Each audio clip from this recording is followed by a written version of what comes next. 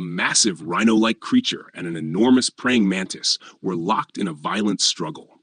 Inside a nearby convenience store, Kim Dokja, now dressed in a new outfit, was hurriedly gathering supplies.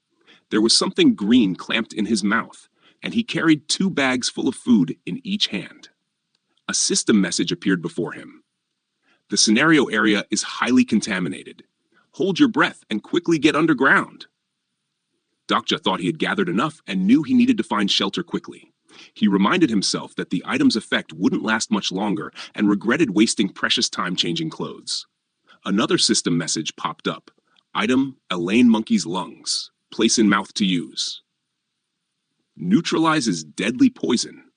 Duration, 20 minutes. Just as he was about to leave the store, a faint voice called out, pleading for help. Surprised, Dokja turned toward the sound and saw a woman collapsed on the floor, trembling. He wondered to himself if someone had really survived this long. The woman looked up at him and weakly begged for assistance. Without hesitation, Dokja slung her over his back and began sprinting through the desolate city streets, lined with the corpses of the fallen. He thought back to how Aksu Station had been destroyed, likely due to its above-ground structure. The nearest underground station he could think of was Gyeomho. When he arrived at the entrance to Gyeomho Station, he cursed under his breath upon seeing that the gate was sealed. He wondered if the opposite entrance might still be open. The woman, still conscious, whispered, 4. Exit 4. At exit 4, a group of survivors were counting down to seal the gate. Just before it shut, a thorn suddenly jammed itself between the gate and the floor, startling everyone inside. One of the men cried out in alarm, asking what was going on. Dokja demanded they open the gate. Another man shouted back, refusing entry. He claimed the shelter was already overcrowded and that they had no space for more people. Dokja insisted, saying he was carrying an injured woman. But the man only repeated that they were full.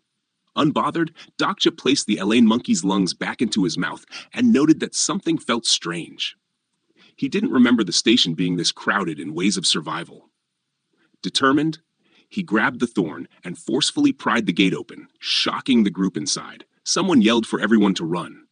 After shutting the gate behind him, a system window appeared. You have entered a safety zone. Dokja laid the woman down, placed his jacket over her, and removed the item from his mouth. He handed it to her and instructed her to keep it in her mouth. It wouldn't completely heal her, but it would neutralize the poison. As she followed his instructions, he studied her and wondered whether she had ever appeared in the novel. She probably hadn't survived long enough in the original timeline. He considered opening her character profile to check. Before he could act, a loud voice shouted, calling attention to him. A group of armed men appeared, led by someone wielding a flashlight. Their leader, surrounded by others with melee weapons, stepped forward and demanded to know who Dokja was. Calmly, Dokja responded with a mocking tone, echoing the way Jung Hyuk-yu would speak. He introduced himself as Kim Dokja.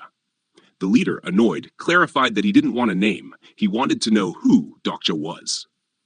One of the men behind him suddenly recognized the woman and exclaimed that she had been part of a minor group. Another added that she was supposed to return with them. The leader, whose name was Cheolsu, grew angry upon hearing this. He glared at his men and accused them of acting without his permission. They stammered apologies, and one nervously admitted that Cheolsu should have gone first. Dokja reflected to himself that this was a typical post-apocalyptic trope, lawless villains exploiting the weak. Cheolsu then demanded they hand over the woman, and noticing Dokja's supplies, ordered him to leave the food behind if he wanted to live. Dokja recognized what was coming.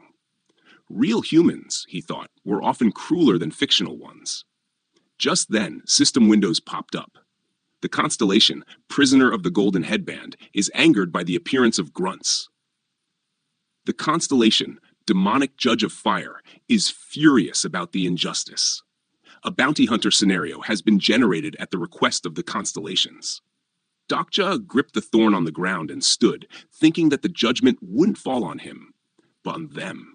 Cheolsu mocked him, asking if he had decided to defy their warning. Another window appeared. The constellation, demonic judge of fire, looks forward to a righteous judgment. Cheolsu cracked his brass knuckles and threatened to kill Dokja unless he left in the count of 3. A final scenario window appeared. Bounty hunt. Eliminate the grunts. Category sub. Difficulty F.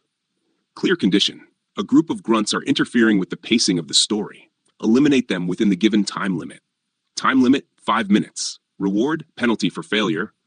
Without hesitation, Dokja punched Chilsu hard enough to send him flying into the wall. A henchman screamed Chilsu's name in horror. Another man stammered in disbelief, wondering how Dokja could withstand their attacks. Someone questioned whether Dokja had a powerful supporting constellation. Dokja calculated calmly. The outcome of battles, he thought, depended heavily on total stat values: stamina, strength, and agility. His own combined stat value was currently 33, while theirs remained in the single digits. One of the henchmen, writhing on the floor, cursed Dokja for targeting their legs so precisely. Approaching Chilsu, Dokja assessed the situation again. Even if the others had supporting constellations, the stat gap would determine the victor. A system window revealed Chilsu's profile. Name, Chilsu Bang. Age, 34. Supporting constellation, Monarch of the Small Fries. Personal attribute, Assault Captain, common. Skills, Dogfight 2, Bluffo Flu, The Threaten 1. Stats, Stamina of 6, Strength of 11, Agility 6. Overall evaluation. A common small fry who overestimates his abilities due to luck in securing a supporting constellation. Dokja realized the man was nothing more than a minor side character from Ways of Survival, one who should have already been killed by Junkyuk. He identified him as a fool from the Gomho station group. Chilsu tried to relate to Dokja, saying he could tell from his eyes that they weren't so different, that Dokja had probably killed before. Dokja's mind flashed back to the train, to Namwoon's death, and the insects. He wondered if he could have saved them. Just then, a system window appeared. The fourth wall has blocked the bluff of Chilsu Bang. Dokja stabbed Chilsu with the thorn and told him to stop running his mouth. Windows appeared again. The constellation, Monarch of the Small Fries, is amused. You have received 100 coins. With his foot planted on Chilsu's chest, Dokja reflected that the constellation supporting him was infamous for abandoning its incarnations. He had planned to finish him quickly, but now that he knew the constellation's nature, he had other plans. A timer flashed in front of him. 2 minutes remaining until the scenario ends. He noted that the constellation liked to support fools and enjoyed watching them suffer. Another window appeared. The constellation, Monarch of the Small Fries, is amused. One of the henchmen begged for mercy, asking Dokja to let Chilsu go. Looking at the woman he had rescued, Dokja wondered how humans so weak could be so cruel. He questioned whether the apocalypse was just an excuse, or if cruelty was part of their instinct. Grabbing Chilsu by the collar, he demanded to know why he acted the way he did. Chilsu spat out a bitter answer. He told Dokja to kill him and cursed the world. Dokja saw that the despair in Chilsu's eyes had been there long before the world ended. Perhaps they truly weren't so different. But regardless, this was the world now, and he had to adapt. He brought his foot down on Chilsu's chest once more. A final series of system windows appeared. 10 seconds remaining until the sub-scenario ends. The condition of the sub-scenario has been fulfilled.